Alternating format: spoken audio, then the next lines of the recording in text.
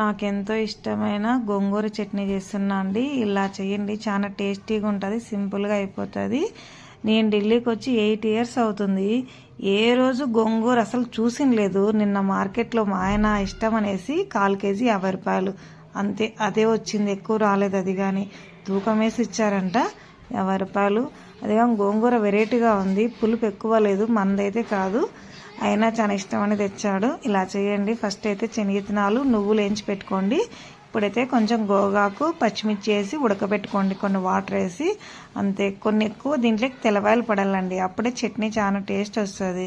ఇలా అన్నీ వేసేసి ఉడకబెట్టినట్టుగానే వేసి కొంచెం తెల్లగడ్డ వేసి సాల్ట్ మాకు రాళ్ళుప్పు దొరకదు, ఇక్కడ దొరుకుతుంది కానీ చాలా లాంగ్ వెళ్ళాలి, చాలా కాస్ట్ అనమాట. అందుకే సాల్ట్ నున్నుప్పు వేసాను.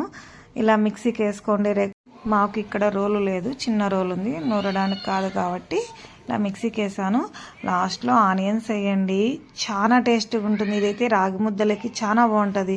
అన్నం వేడి అన్నంలోకి వేసుకొని కొన్ని వడియాలు ఎగ్ కానీ వేసుకుంటే చాలా టేస్టీగా ఉంటుంది అన్నం. నేను చాలా రోజుల తర్వాత మనస్ఫూర్తిగా తిన్నాను. మీరు ఒకసారి ట్రై చేయండి ఇలా. మీకు నచ్చితే కానీ లైక్ చేసి సబ్స్క్రైబ్ చేయండి.